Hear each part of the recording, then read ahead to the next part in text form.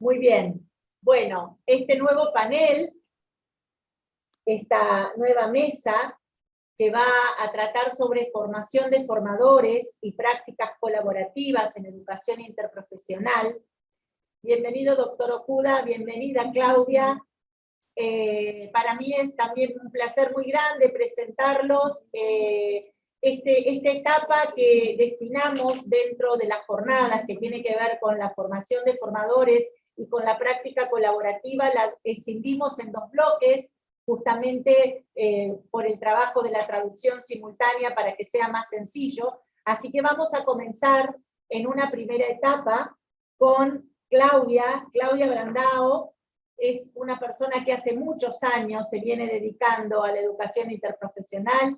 Tuve la posibilidad de conocerla en el año 2016, en el evento que promovió la OPS en Bogotá sobre educación interprofesional, y allí se constituyó la red de países, la REIP, en educación interprofesional, y compartí con Claudia la secretaría ejecutiva de esa red durante varios años.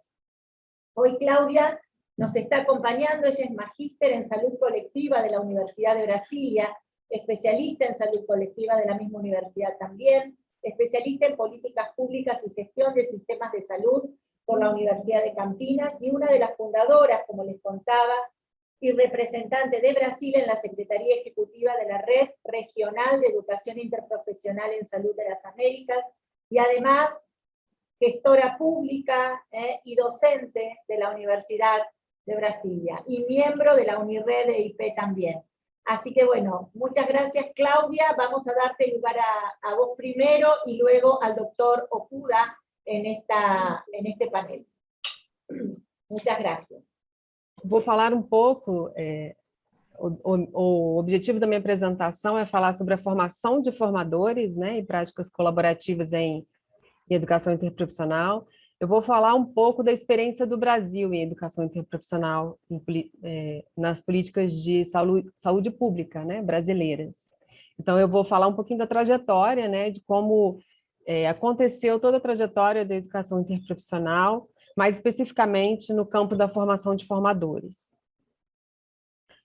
As bases teóricas e metodológicas da educação interprofissional do Brasil apresentam aderência aos processos de formação dos profissionais de saúde do país. Vários pesquisadores já escreveram em seus artigos que o Sistema Único de Saúde ele é interprofissional, né? Então, há essa constatação de que o Sistema Único de Saúde, as bases teóricas dele e metodológicas apresentam consonância direta com a educação interprofissional. No Brasil, a gente trabalha com a Estratégia de Saúde da Família, a gente tem esse projeto, né, a Estratégia de Saúde da Família. Ele é um projeto que visa reorganizar a atenção básica no país, né, de acordo com os preceitos do Sistema Único de Saúde, no sentido de favorecer uma reorientação do processo de trabalho com fundamentos da atenção primária, com potencial de ampliar a resolutividade, o impacto de saúde das pessoas. Essas bases da Estratégia de Saúde da Família, ela apresenta uma aproximação muito grande com as bases teóricas da educação interprofissional.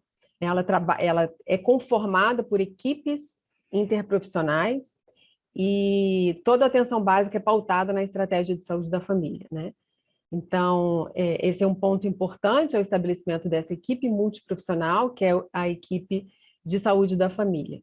Então, há essa constatação de que o SUS é interprofissional, mas muitas vezes, no cotidiano do trabalho, isso não se apresenta, né? Não há esse trabalho em equipe, e é isso que a gente tem trabalhado aqui no país, de modo que isso se cumpra dentro, não só da atenção primária, mas em todas as outras redes de atenção à saúde. Então, algumas iniciativas relevantes que fortalecem a educação interprofissional na região das Américas é a publicação da Estratégia de Recursos Humanos para Acesso Universal à Saúde, que a OMS publicou em 2017. Né? Nós, a partir da publicação, e até mesmo um pouco antes, dessa publicação, o Brasil já atuava no sentido de fortalecer a educação interprofissional no campo das suas políticas públicas. Então, foi aprovada a Estratégia de Recursos Humanos para Acesso Universal. Eu fiz questão de trazer o trecho da estratégia que fala da promoção do desenvolvimento de equipes interprofissionais, né? Então, diz lá na estratégia que os países membros promovam o desenvolvimento das equipes interprofissionais nas redes de serviços, mediante a formação interprofissional e a diversificação dos contextos de aprendizagem, adequando os perfis profissionais e as novas formas de organização do trabalho, possibilitando a incorporação dessas equipes nas redes integradas de serviços de saúde. Então, essa chamada da OMS foi bastante clara no sentido de fortalecimento da educação interprofissional, e eles trouxeram algumas linhas de ação, né? A linha de ação 2 é onde a formação de equipes interprofissionais no primeiro nível de atenção está lá inserida, né, onde se apresenta o número de países que contam com equipe de saúde interprofissional definido para atenção primária em saúde. Então, em função da publicação dessa resolução, a OMS fez uma reunião na Colômbia, né, chamou uma reunião na Colômbia, onde participaram diversos países, e inclusive o Brasil. E, a partir daí, o Brasil adotou a estratégia de educação interprofissional como uma estratégia inovadora e prioritária no âmbito de suas políticas de educação em saúde. E aí o Brasil começou a elaborar o seu plano de educação interprofissional a partir daí. Uma iniciativa importante foi a publicação da resolução do Conselho Nacional de Saúde, em dezembro de 2017, onde foi incluído o tema da EIP nas diretrizes comuns dos cursos de graduação na área da saúde. Essa resolução é do Conselho Nacional de Saúde, é uma instância que a gente tem aqui no país, onde reúne todos os profissionais da área de saúde e estabelece algumas diretrizes para se atuar no campo dessas profissões. E a publicação de resoluções faz parte também do contexto dessa política e de conformação desse Conselho Nacional de Saúde. E, em função disso, nós aprovamos em 2017 uma resolução que apresentou princípios gerais a serem incorporados nas diretrizes curriculares nacionais de todos os cursos de graduação na área da saúde, como elementos norteadores para o desenvolvimento dos currículos e das atividades pedagógicas, o tema da educação interprofissional. Então, esse tema foi incorporado nas diretrizes curriculares nacionais comuns dos cursos na área da saúde. Então, essa resolução, ela reafirmou, né, a prerrogativa constitucional de ordenar a formação dos trabalhadores na área da saúde, aprovou os pressupostos, princípios e diretrizes comuns para a graduação, inserindo um inciso relacionado ao trabalho interprofissional, né, orientando os profissionais de saúde a trabalharem com os pressupostos da educação interprofissional, né, estimulando a elaboração de projetos terapêuticos na lógica interprofissional. Os projetos pedagógicos dos cursos também devem apresentar estratégias alinhadas aos princípios da interdisciplinaridade, da intersetorialidade, da interprofissionalidade, como fundamentos de mudança na lógica da formação dos profissionais da saúde e na dinâmica da produção do cuidado em saúde também. Então, isso foi um elemento chave e norteador para a inserção da temática no país. O desenvolvimento do plano de ação do país, o plano foi formulado segundo linhas de ações priorizadas, com antecedentes, metodologia e metas bem definidas, né? Buscando-se sempre a interface com as políticas de saúde, e tanto no país como da região das Américas. Aqui algumas linhas de ação, chamando atenção para a linha de formação de professores para a EIP. Temos uma linha específica para a formação de professores, além de outras linhas. O plano de educação interprofissional, né, ele foi elaborado de forma coletiva entre os Ministérios da Saúde, Educação e instituições universitárias. A gente priorizou também algumas linhas de ação segundo as necessidades para a implementação do tema no país. E os resultados do plano, eu trouxe alguns relacionados à formação de formadores, que foi um deles o esforço para a difusão do tema no país, né? Era um conceito novo lá ainda em 2017. Então, a gente teve, com o apoio do Centro para Avanço da Educação Interprofissional, a gente traduziu o CAIP, o manual do CAIP, né? Tanto na língua espanhola quanto em português, e tivemos a publicação do Manual de Educação Interprofissional Sanitária, que foi aí uma parceria com a Universidade Europeia, no sentido de introduzir a temática e fortalecer o tema também no país. Tivemos outras publicações também. Trabalhamos também muito no sentido de fazer um alinhamento conceitual em relação, né, a diferença de interprofissionalidade, interdisciplinaridade. Então, fizemos a gente identificou que havia um desalinhamento conceitual e trouxemos também isso e chamamos várias instituições para trabalhar o tema. Fizemos uma oficina de alinhamento conceitual também, no sentido de trabalhar mais fortemente essa temática. E promovemos 2 cursos, né? Um curso no AvaSUS, nesse endereço que está aí. Esse curso ele está disponível. Educação Interprofissional de Saúde é um curso mais conceitual, né? Que traz aí aspectos relacionados à educação interprofissional e saúde. E o curso de atualização em desenvolvimento docente para a educação interprofissional. Tivemos 2 edições do curso de desenvolvimento docente. Aqui o curso do AvaSUS, né, a versão em português, há 18.850 inscritos e 938 em espanhol, entre vários profissionais de saúde, estudantes, né? A gente tem aí uma procura muito grande nesse curso. E o curso de atualização e desenvolvimento docente, que estava previsto numa linha de ação do Plano para a Educação Interprofissional do Brasil.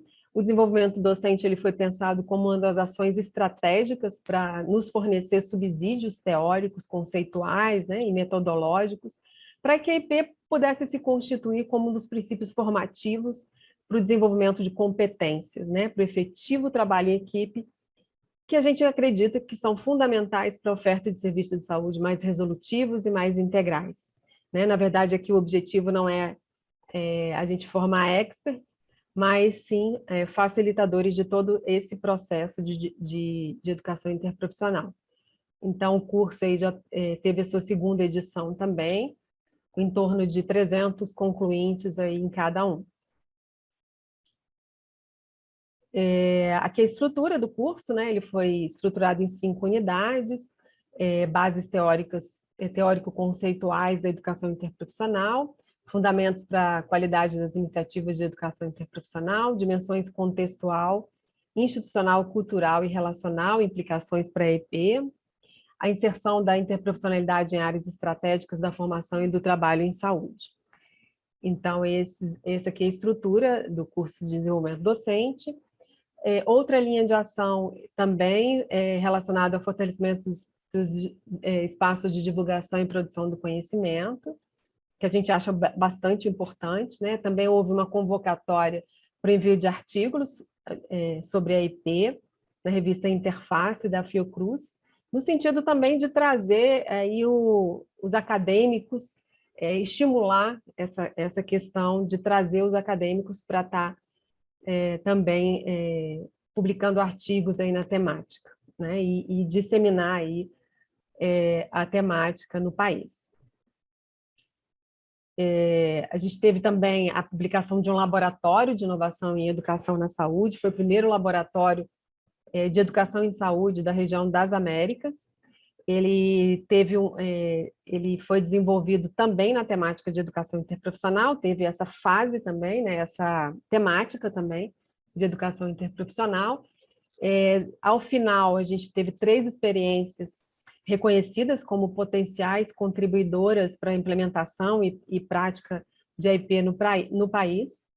Aqui eu quis trazer uma experiência, né, uma das experiências que foram publicadas no laboratório, é uma experiência da Universidade Estadual Paulista, da Faculdade de Medicina de Botucatu, cuja temática é a educação interprofissional e a interação com a universidade, o serviço e a comunidade no SUS, narrativas da educação e trabalho há 15 anos. Né?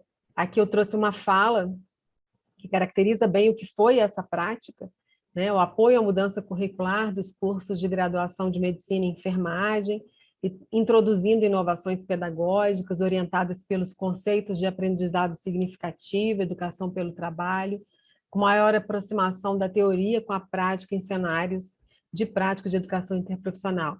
Então, foi uma iniciativa que integrou ensino, serviço e comunidade, né, para enfrentar aí a complexidade do cuidado na atenção primária e os desafios de promover melhores condições de vida da população. Então, também foi uma iniciativa que teve como objetivo trazer experiências exitosas para que pudessem ser replicadas, né? Serem vistas, divulgadas e replicadas no âmbito do país. Então, esse foi o objetivo do laboratório. No ano de 2018, mais 5 iniciativas foram incorporadas ao plano de AIP do Brasil, a publicação do edital para a seleção do PET Saúde, com enfoque em educação interprofissional, o lançamento da 2ª edição do curso de atualização e desenvolvimento docente para a educação interprofissional, a oferta do curso de especialização em saúde pública, com ênfase em AIP, que a professora Rosa apresentou tão bem agora há pouco, né? A gente acha que foi uma medida acertada, né?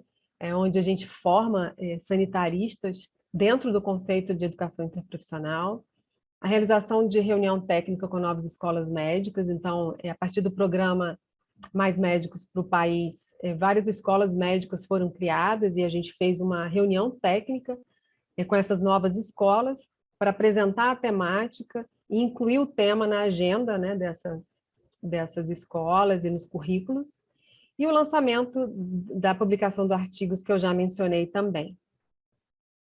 Então, foram iniciativas importantes que foram acrescentadas aí no plano de educação interprofissional do país.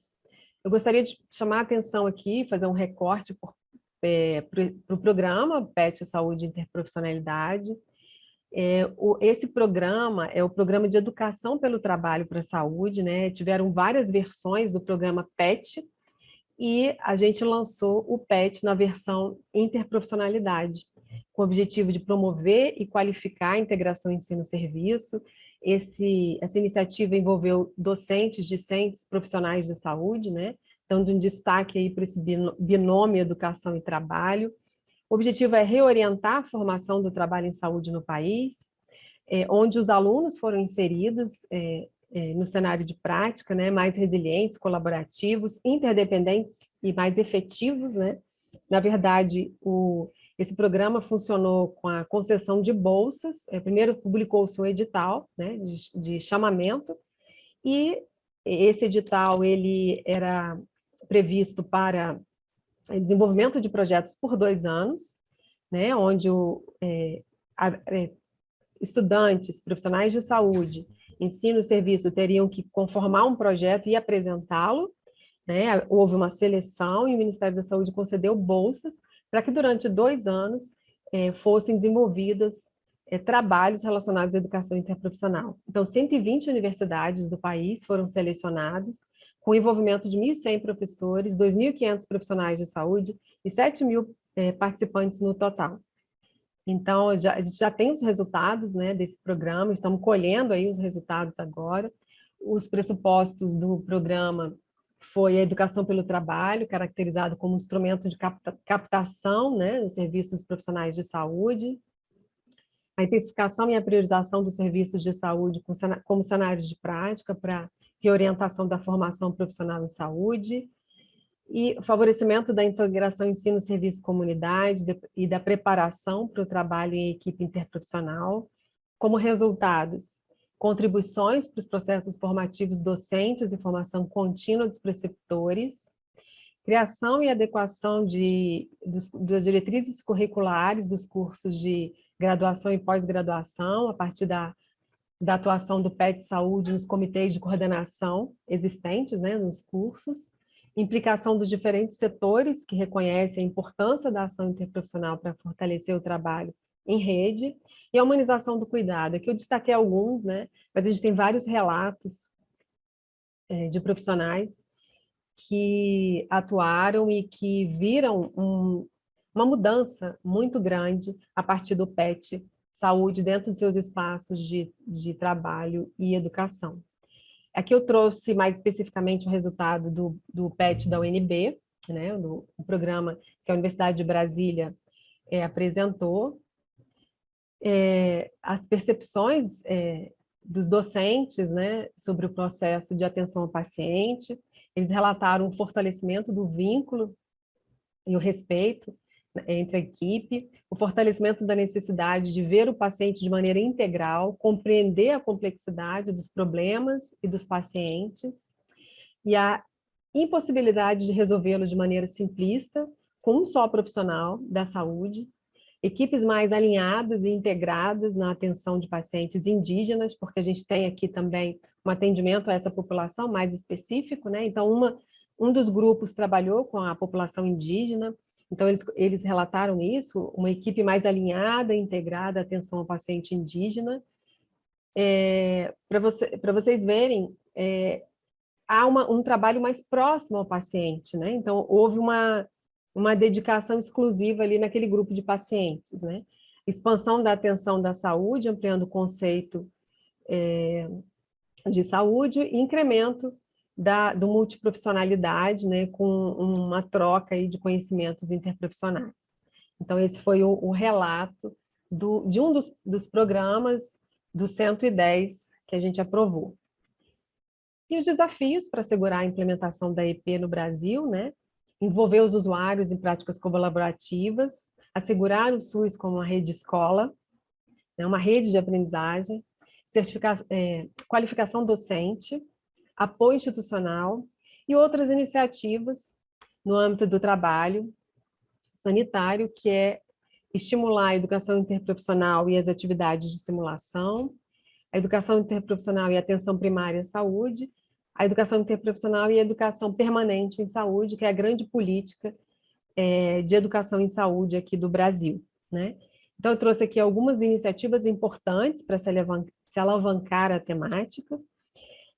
Destaque para a importância da governança, eu sempre dou esse destaque, né? Porque como eu sou da gestão também, eu vejo uma grande importância aí do apoio dos governos para a implementação das políticas públicas, em especial para a política de educação em saúde. Em alguns países, algumas políticas são priorizadas a parte mais assistencial, né? E a educação, aqui no país acontece muito, e as políticas de educação geralmente ficam mais para um segundo momento, né? Então, a importância aí dessa governança, dessa atuação dos gestores, para priorizar também políticas de educação em saúde, e ver como os resultados dessa política refletem diretamente na atenção à saúde, é uma coisa importante a ser demonstrada para esses gestores, para que eles possam priorizar as políticas de educação em saúde dos países, né? Então, aqui eu finalizo minha apresentação e agradeço a todos vocês aí pela atenção. Muito obrigada. Muchísimas gracias, Claudia. La verdad es que el trabajo que ha hecho Claudia, voy a pedir a las traductoras si por favor pueden comenzar a traducir al profesor Okuda. Vamos a comenzar ahora la traducción para el profesor Okuda, para la presentación del profesor Okuda. Quería cerrar la presencia de Claudia diciendo que vamos a dejar las preguntas al final de ambas presentaciones. Las vamos a manejar así, como si fueran dos presentaciones individuales, y luego vamos a integrar esto en las preguntas. Yo voy a oficiar de traductora con Claudia para que las intérpretes puedan traducir al profesor Okuda en inglés y comentarles entonces lo que quería decir este comentario mío sobre el trabajo de Claudia. Como ustedes habrán visto, es un trabajo muy intenso que llevó adelante el país y que incluye la acción del fortalecimiento, de la inclusión de la EIP, de la educación interprofesional en diferentes niveles, en el grado, en el posgrado y en el trabajo. Entonces, me pareció muy importante que ustedes conocieran esto, porque además Claudia nos ha mostrado algunos impactos de todo este proceso, en algunos cambios, en algunas mudas que ocurrieron en el trabajo propio, es decir, en la propia práctica de los profesionales. Y eso era lo que me resultaba más interesante de la experiencia de Brasil, para que se pudiera ver que en realidad lo que uno está promoviendo desde la universidad debe ser parte de esa educación continua también cuando nos graduamos. Claudia, vamos a dejar aquí, luego vamos a ver si hay preguntas y vamos a continuar con el profesor Okuda. El profesor Okuda es director ejecutivo del Centro de Simulación y Aprendizaje Médico Avanzado de la Universidad del Sur de la Florida. Se desempeña como vicepresidente adjunto de la Oficina de Educación Interprofesional de la Universidad del Sur de la Florida. Es profesor de la Facultad de Medicina de Monsanto y ejerce en el Departamento de Emergencias del Hospital General de Tampa. Es miembro del American College of Emergency Physicians, entre otras de sus acciones. Bienvenido, profesor Okuda. Lo dejamos compartir su presentación y lo escuchamos atentamente. Muchas gracias. Thank you. Muchas gracias. Muchas gracias por esta invitación. Estoy realmente muy emocionado de estar aquí. Sé que la conozco a mi colega. Y sé que el doctor Llerena estuvo ayer con ustedes, y aquí voy a presentar un contexto un poco más diferente. Y espero que podamos intercambiar ideas y tengamos una sesión de preguntas y respuestas al final.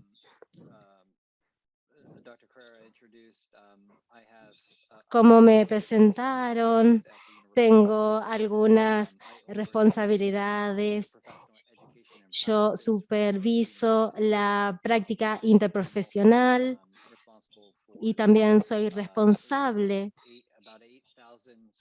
de más de 8.000 metros cuadrados de una instalación que funciona como centro de simulación.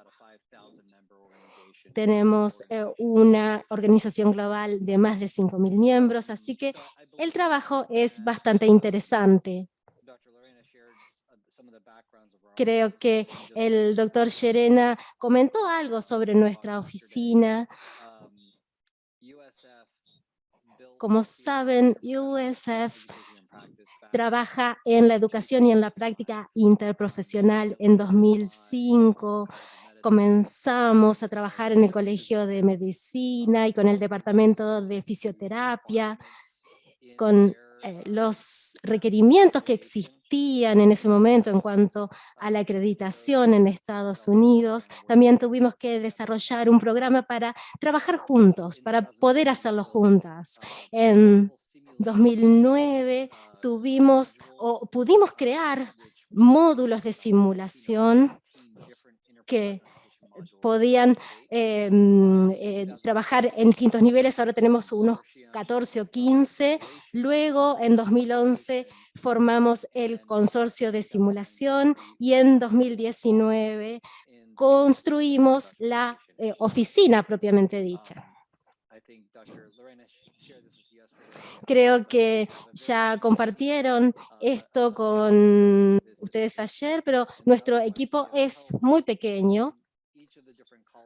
pero sí tenemos la ayuda de diferentes colegios, de diferentes entidades, entonces podemos compartir y materializar nuestros objetivos. Dependemos de diferentes colegios, entonces todos se sienten que son parte del mismo trabajo, todos se sienten responsables de la tarea y tenemos objetivos, resultados compartidos en todos nuestros programas. Nuestra misión para simulación es crear y brindar aprendizaje experiencial o empírico que mejore las habilidades clínicas y la atención de los pacientes en la comunidad y en todo el mundo. Hoy realmente queremos colaborar a nivel global con otras comunidades porque sabemos que están trabajando muy bien en actividades de IP. Para los que no saben dónde está CAMOS, para que no lo conocen, quizás algunos sí, estamos en Florida, en la costa oeste, estamos en Tampa, ahí tienen una imagen de nuestro centro de simulación y es allí donde trabajo hoy en día. Me pidieron que hable un poco sobre cómo capacitar a los capacitadores y cómo llevar esta práctica interprofesional, cómo materializarla. Yo soy emergentólogo y empecé a trabajar en simulación hace unos 20 años en la ciudad de Nueva York, y cuando pensamos en quién participa en estos equipos, podemos tener rehabilitación, salud mental, podemos tener también cirujanos, diferentes miembros en el equipo. Pero cuando pienso en la emergentología, me siento realmente muy cómodo trabajando en este ámbito porque hay mucho caos, pero también hay que saber controlar ese caos. Y para eso tenemos diferentes equipos, diferentes miembros en el equipo, porque tenemos radiólogos, técnicos especializados, técnicos especializados en respiración, tenemos asistentes y también tenemos residentes, médicos que están estudiando para recibirse. Después también tenemos empleados administrativos y legales, las personas que hacen el mantenimiento de las instalaciones, también tenemos voluntarios, tenemos los especialistas en biomedicina que, por ejemplo, mantienen los dispositivos, y también tenemos el personal de servicios ambientales. Creo que el trabajo que se mencionó aquí, bueno, no hablo español, hablo japonés, pero creo que lo que se mencionó aquí en estas conferencias, que creo que yo cuando estudié para ser médico, estudié, digamos, aislado, porque tuve los 4 años de residencia, pero hasta que yo no llegué a la etapa de capacitación y hasta que no estuve en contacto con otras profesiones, hasta que estuve en contacto con la gente de farmacia y de otras áreas, ahí recién pude mejorar mi formación. Cuando estamos en este setting de educación profesional, tenemos que tener en cuenta cuestiones muy importantes. Y hace unos 20 años, cuando fui director de residentes, cuando estaba entrenando a residentes, estaba en la facultad, estaba enseñando, y allí creo que los miembros de mi equipo estaban haciendo la enseñanza, estaban impartiendo la enseñanza. Algunos iban por secciones, quien hace la parte respiratoria, quien hace la parte quirúrgica, y aquí Esta es una imagen de 2006, cuando estábamos haciendo una simulación en Mount Sinai. Ahí tenemos 3 residentes alrededor de un maniquí. Estábamos tratando de enseñarles, de capacitarlos, y después tenemos los médicos allí. Y durante muchos años hablamos de cómo comunicarnos, de cómo entrenar a los equipos, pero las personas que enseñaban, los que impartían la educación, eran solamente de una profesión, eran médicos. Entonces, luego en 2001 pudimos avanzar en USF y en muchos lugares del país, pero todavía creo que tenemos mucho trabajo por hacer. Y el otro problema que tenemos que tener en cuenta son los desafíos. Es que en muchas facultades, como en mi caso, yo aprendí de forma aislada y hay muchas profesiones en las que también se aprende de forma aislada. Entonces, ahora tenemos una generación de académicos que realmente entienden de qué es lo que implica la educación, qué trabajo tenemos que hacer para que entiendan el valor de la educación y de la práctica para que puedan enseñarle a los estudiantes cuando lleguen al trabajo en los hospitales y en las clínicas. He hablado con muchos colegas y creo que ahora estamos haciendo un trabajo excelente en cuanto a la enseñanza de los estudiantes, con los estudiantes de medicina, con los de farmacia, con los fisioterapeutas, porque creo que pueden aprender entre ellos. Y cuando vayan al hospital, cuando vayan a los consultorios, ahora tenemos doctores y enfermeras que aprenden de forma distinta. Necesitamos trabajar en equipos, pero no es así, así tenemos que trabajar en equipos y suele ser muy confuso a veces para nuestros estudiantes y capacitadores. Es muy importante que nos enfoquemos en la práctica interprofesional. Entonces, es por este motivo que empezamos en nuestra oficina en 2005, en la USF. Como mencionamos antes, yo creo que el médico, la doctora Lorena puede haber descrito cómo estamos trabajando ahora, el trabajo social, el área de salud mental, farmacología, enfermería, también en fisioterapia. Estas serían todas nuestras asociaciones, todas las partes que trabajan con nosotros de manera colaborativa para poder construir nuestro programa. Y en 2019 establecimos una estructura formal con un comité ejecutivo y un comité de educación para poder cumplir con estos objetivos, trabajar sobre algunas de las capacitaciones en las facultades, de las capacidades que tenemos, o ver a las personas que están ahí al lado mío, que tienen acá, uno que tiene puesto una corbata, trabaja en farmacia, la que está al lado es una señora que se dedica a la salud pública.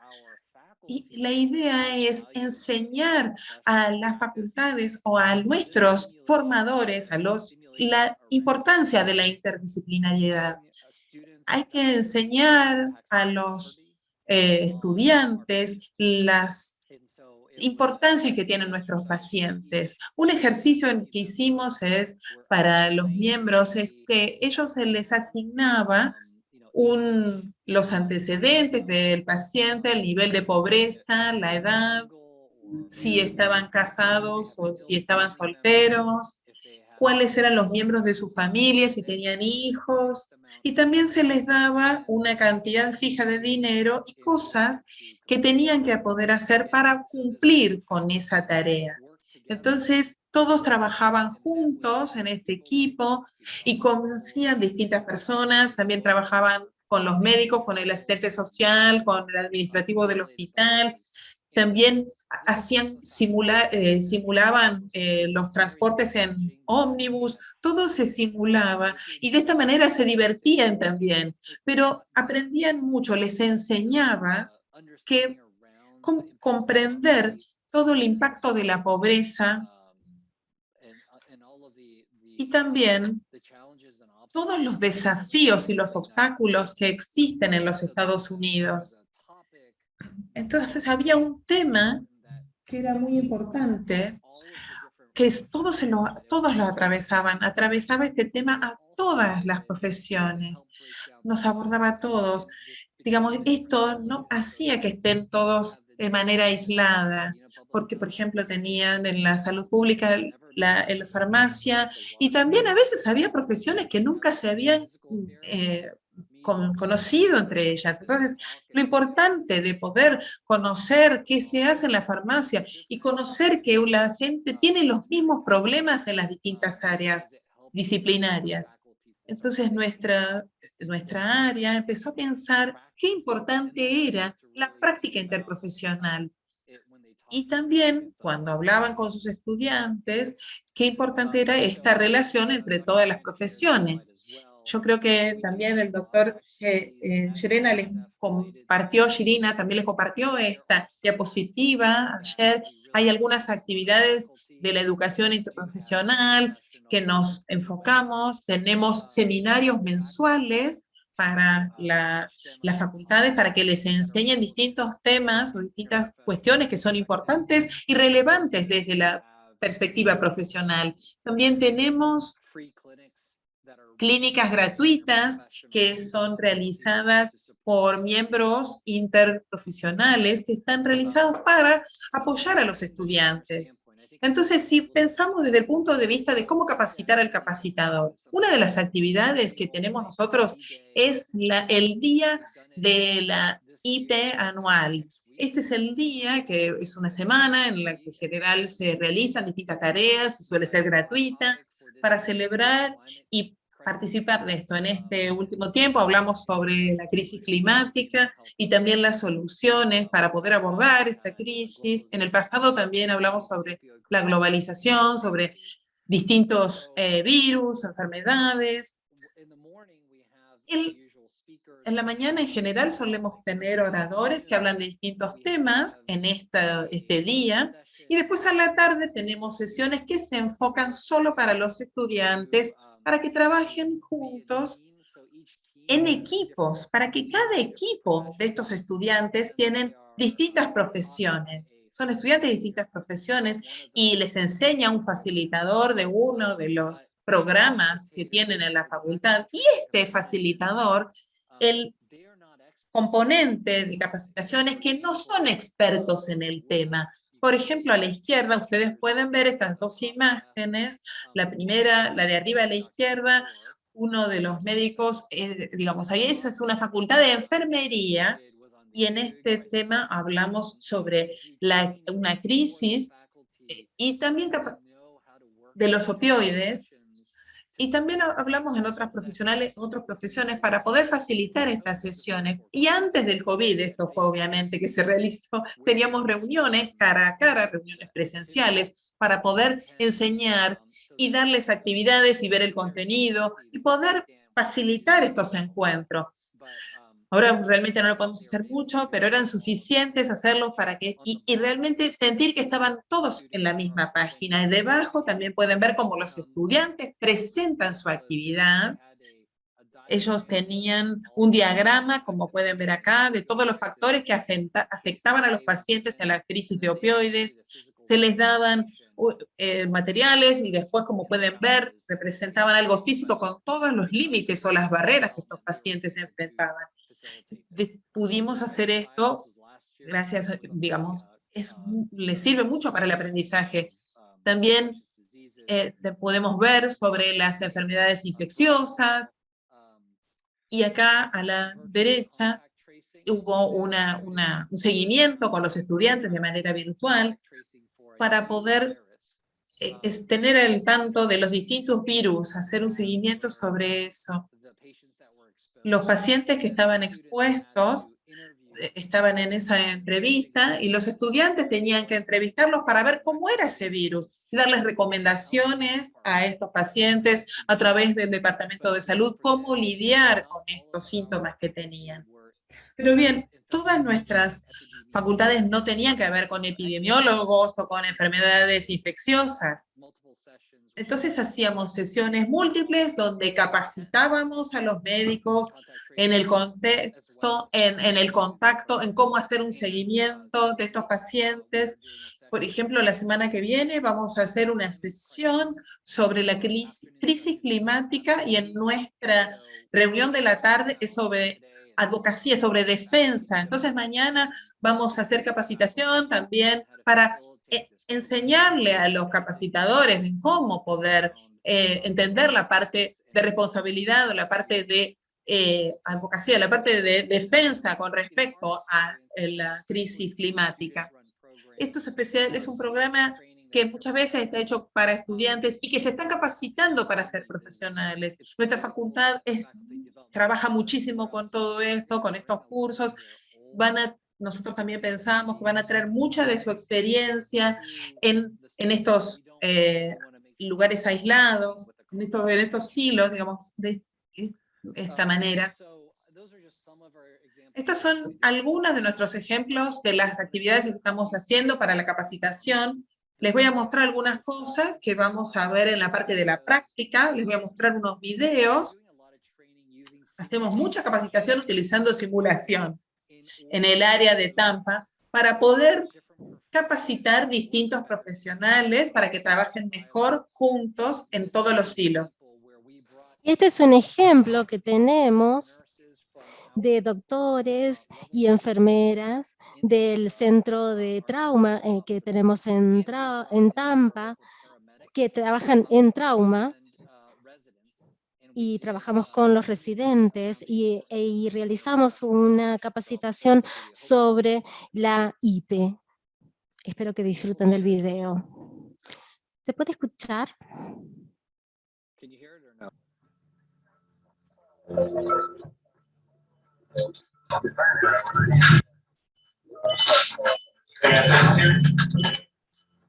Okay, so we got a 52-year-old male, witnessed cardiac arrest. He was working out at the gym when he went down. There was bystander CPR upon arrival. When we got there, he was in DTAC. He got one shock on scene. Right now, he's still in DTAC. We got one epi on the way there. We got a 20 in the right AC. All right, everybody clear?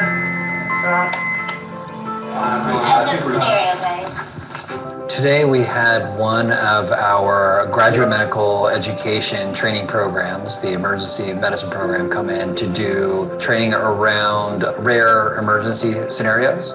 What was unique about today was that we had Tampa Fire and Rescue and we had nurses from Tampa General Hospital participating in this team training event. So we had multiple cases, including pediatrics to adults to cardiac arrests. We learned about individual pathologies, but also more so about team building, working in teams. Especially in the ER, it's a team sport. We have doctors, nurses, techs, paramedics, students, pharmacists, it goes on and on. So learning how to interact with people with different backgrounds and different important roles in the team is really important. If our members of those teams don't communicate together and help each other in understanding what the needs of the patient are, and if they're siloed, it leads to a lot of the problems that we currently have in our healthcare system: high costs, poor communication, errors in medicine. So simulation is a powerful tool that we can use for the better of our learners, but especially for the better of our patients.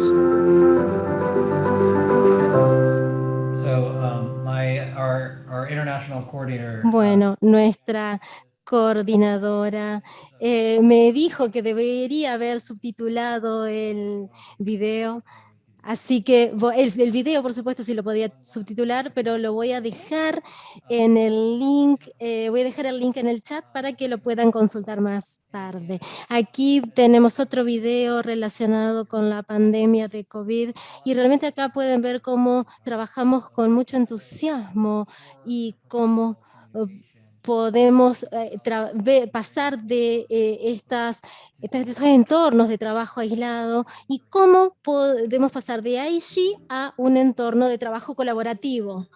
We call it Code 100 here, which is when we have a patient who has COVID-19 and they get critically ill or need life-saving interventions, and how that kind of shifts from what we're normally trained in doing. It's a change in who responds. It's a change in how we protect ourselves when we go in to try and save somebody's life when they're in that kind of episode. The Camel Center and what USF training and what we use when we're in medical school and in residency training. We've brought that here to TGH. It's such a unique opportunity. It's that safe place to practice and be okay with making mistakes and figuring out how you can improve your care, not just for patients, but also protecting our team members, because, you know, we are human. We're all working together to try and adjust how we do our job so we can take good care of these people and be prepared for the worst and hope for the best, and that these measures that we're taking are going to help. Watching these nurses and providers go from that high level of anxiety and fear because of the unknown to then being more confident. And I think that that is the key here, is that these simulations has really set up our team members to be prepared for whatever is coming their way. We could not have done this without the help of CAMELS and USF. I think the interesting thing about that. Creo que aquí la cuestión interesante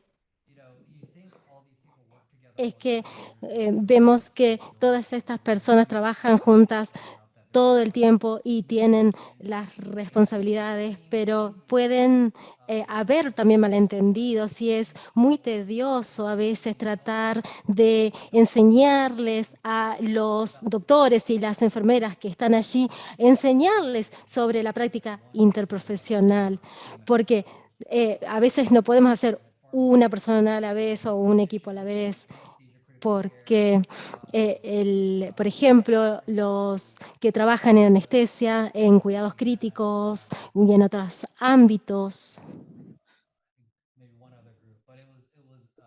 y no recuerdo a los otros miembros de los equipos, pero bueno, es un equipo muy diverso. Aquí podemos ver el trabajo que hemos hecho con la capacitación a nivel militar, y otra forma que tenemos de llegar al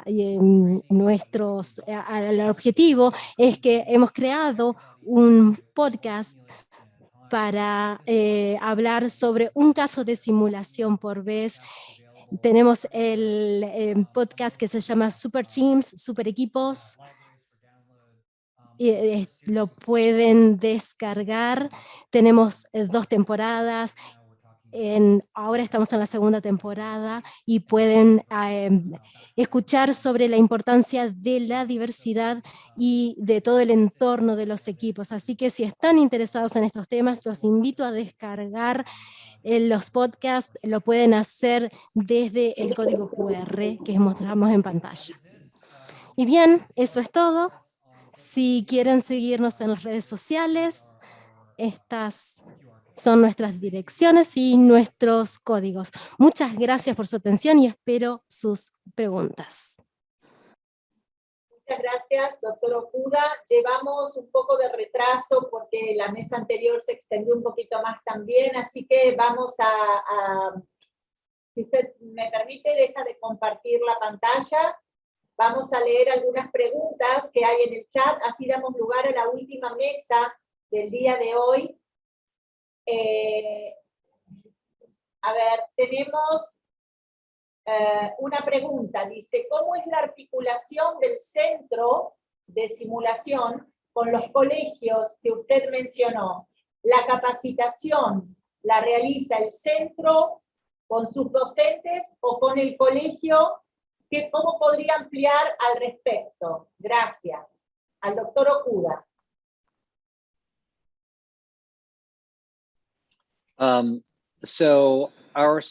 Sí, nuestro centro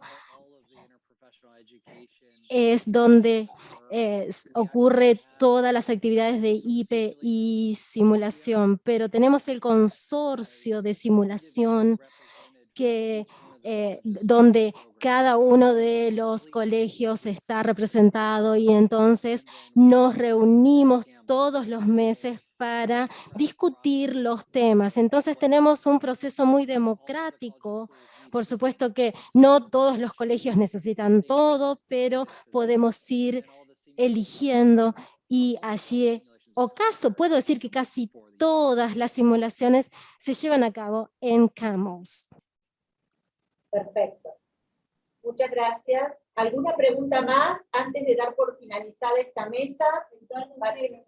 ¿A dónde? Edgardo Ortega. Ah, Edgardo. Perdón, Edgardo, no te vi la mano levantada. Hola. Hola Larisa, muy buenas tardes, buenos días para todos. Quisiera hacer una pregunta, Larisa, si me permites. Sí. Ok. Para tener en cuenta las dos experiencias que nos acaban de mostrar en esta mesa, ¿me escuchan? Sí, perfecto, Edgardo. Es que escucho una interferencia. Sí. Ok. Mira, en nuestros países latinoamericanos tenemos todavía algunas dificultades para llevar al sector educativo los beneficios de la educación interprofesional. Entendiendo que esta mesa se enfoca en la formación de formadores, ¿cuál sería esa recomendación que ustedes dan desde su experiencia? Porque digamos que en el trabajo colaborativo, en la práctica real, es mucho más fácil sensibilizar a nuevos formadores para transmitir estos beneficios de la práctica colaborativa. Pero cuando uno lo lleva al sector educativo, todavía nota esa resistencia porque los profesionales del área de la salud tenemos todavía esa pretensión de que vamos a perder jurisdicción de nuestra disciplina. Entonces, cuando uno está motivando y sensibilizando a nuevos formadores, se encuentra con estas barreras. Entonces, con su trayectoria y con esas excelentes presentaciones que felicito, Larisa, quisiera que nos contaran un poco cuál sería esa recomendación para poder llevar al sector educativo. Gracias. Muy bien, vamos a darle la palabra a Claudia primero y al doctor Okuda posteriormente. Claudia, si vos hablas despacio, yo voy traduciendo en español para que a su vez hagan la traducción en inglés. Está complicado. Dale. Creio que avançar na perspectiva da educação interprofissional não é uma tarefa simples, né? Tendo em vista a tradição da formação uniprofissional, principalmente nos países da Latinoamérica. Sí, desde la perspectiva de la educación interprofesional no es una perspectiva sencilla, teniendo en cuenta la tradición de la formación individual de las profesiones en Latinoamérica, en nuestra región. Creio que políticas de valorização da EIP, né, que se insiram nessa dimensão da macro na realidade, né, os desenhos curriculares que incorporem os princípios da EIP, né, a adoção de metodologias que facilitem o desenvolvimento de competências colaborativas, né, os apoios institucionais para avançar nessas mudanças.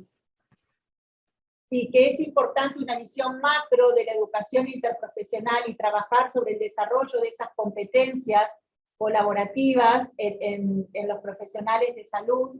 Perdón, Claudia, la última parte no la recuerdo, ¿qué dijiste? Na adoção de metodologias que facilitem o desenvolvimento dessas competências, sí, o apoio institucional. Metodologias que faciliten el desarrollo de esas competencias. Apoio institucional para avançar nessa mudança de prática, né? Claro, para lograr que los profesionales hagan ese cambio en la práctica. Nessa dimensão mais macro, né, dessa realidade, né? Eu acho que tem que haver esse processo de valorização e desenvolvimento do corpo docente implicado nesses desafios, né? E aí o que o professor... perdão. Tiene que haber una revalorización del cuerpo docente implicado en este desafío. Justamente, o sea, valorizar a aquellos equipos que se dedican a este tipo de trabajos. Muito boa apresentação do professor Okuda, excelente. Gostaríamos de ter centros dessa natureza aqui no país, né, que pudesse nos apoiar nessa formação aí de formadores. Dice que excelente la presentación del doctor Okuda y que le gustaría tener en su país este tipo de centros de simulación que faciliten la capacitación de los formadores. Lembrando que está no nosso sonho, Larissa, construir centro para avanço da educação interprofissional no Brasil. Yo acá tengo que hacer una propaganda, dice que es nuestro centro, yo tengo que hacer una propaganda de mi centro. Lástima que no tengo acá fotos para mostrar, pero nosotros hemos podido desarrollar desde el año 2018, aquí en la Facultad de Ciencias Médicas, un centro de educación interprofesional un centro de capacitación en educación interprofesional en salud y simulación, que lo tenemos en nuestra facultad, y les voy a pedir a las chicas si encuentran una foto para que se los muestren, y tuvimos la oportunidad de capacitar a los equipos de salud en el marco de la pandemia en muchas cuestiones, por ejemplo, en el entrenamiento de colocar y retirar los equipos de protección personal, o manejar a los pacientes en diferentes escenarios, cómo manejar el paciente en el domicilio cuando se lo iba a retirar, cómo trasladar al paciente con COVID o sospechoso de COVID en una ambulancia, cómo intubar a un paciente con los equipos de los hospitales de aquí, de la ciudad de Santa Fe, del Hospital de Niños, de la terapia, de la Guardia Central. Y la verdad es que, Claudia, quiero decirte esto porque fue para nosotros, ese es nuestro centro de simulación. Fue una experiencia muy, muy importante. Nuestros docentes capacitaron de manera totalmente gratuita a 500 profesionales de la salud de la ciudad, y los capacitaron en equipo, o sea, en equipo interprofesional. Estaba el instrumentador quirúrgico con la enfermera y el médico, estaba el técnico en emergencia con el médico y el enfermero de la unidad de traslado. Y justamente escuchando lo que el doctor Okuda mencionaba, creo que Claudia habló de una experiencia totalmente rica de trabajo reflexivo, de educación interprofesional, desde la óptica de la salud pública, desde la óptica de la gestión de la salud y de la reflexión de los equipos, de la importancia de esas competencias de interprofesionales, de respeto, de comunicación, de trabajo en equipo. Y el doctor Okuda mostró otra forma de capacitar a los formadores que van a estar orientadas a procesos de capacitación más específicos. Por ejemplo, entrenamientos para la respuesta en emergencia, o ante una catástrofe, o ante una situación como el COVID. Entonces, creo que justamente la formación de formadores, y es una humilde opinión, implica la formación macro, esa visión macro que Claudia hablaba, de la importancia de destacar los valores y las competencias que interjuegan en los equipos interprofesionales, y también capacitaciones micro apuntadas a problemas específicos de salud. Creo que con ambas exposiciones me parece que eso quedó marcado como importante. No sé si ustedes están de acuerdo, y Edgardo, te invito a que también te sumes al debate.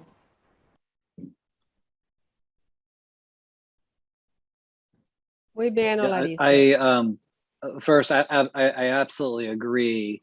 And it's a beautiful picture of Estoy totalmente de acuerdo con ustedes. Es una foto maravillosa. Para responderles de alguna forma en cuanto a la pregunta de Larissa y a lo que dijo Larissa, lo que hemos hecho desde el punto de vista práctico, lo que nos permitió el COVID es poder tener un entorno hospitalario que nunca habíamos podido lograr, porque a veces teníamos mucha gente, entonces antes no era posible, y ahora pudimos hacerlo. Y ahora tuvimos esta experiencia maravillosa de trabajo, y aunque sabemos que las cifras de contagio de COVID van descendiendo, seguimos teniendo contagios y no podemos dejar de trabajar, porque si dejamos de trabajar vamos a tener más contagios.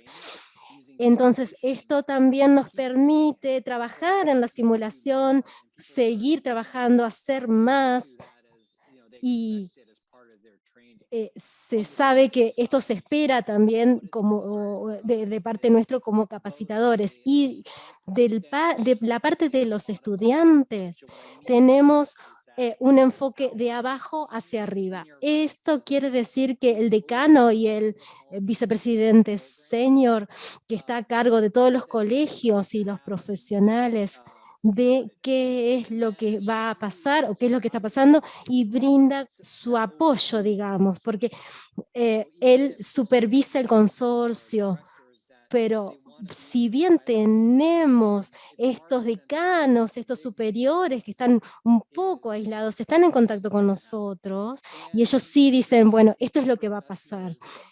Y entonces el interprofesionalismo es un valor clave del sistema universitario, porque es uno de los valores claves de nuestra profesión, porque en las organizaciones, en las facultades también tenemos que respaldar esto, tenemos que trabajar para defender esto.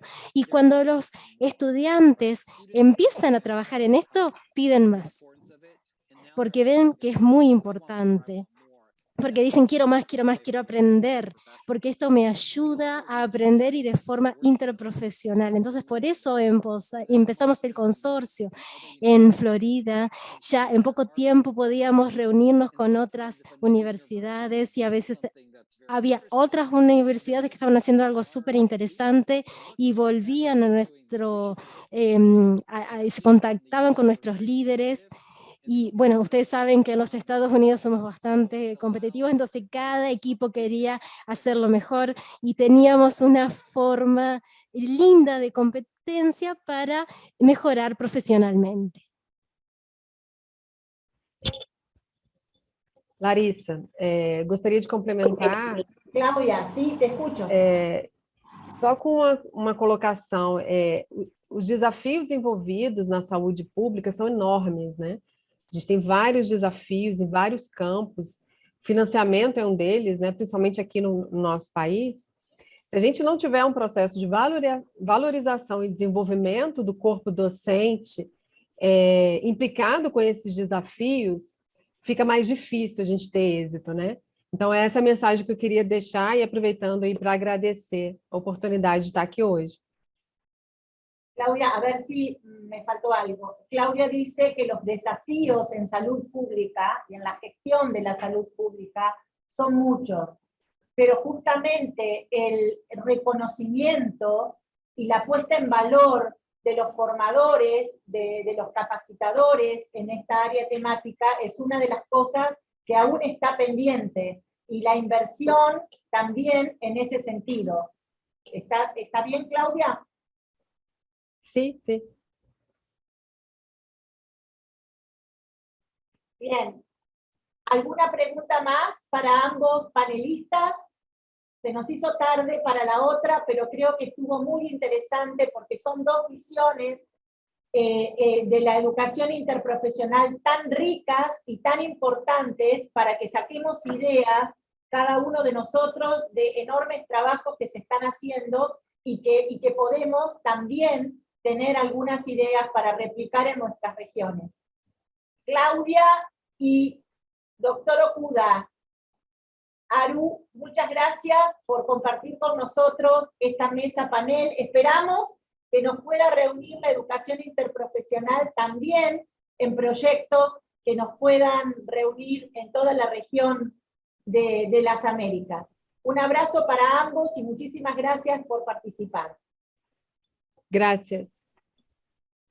Thank you so much. It was a pleasure. Muchas gracias, fue un placer. Y muchas gracias a Pamela y a Eugenia por su interpretación.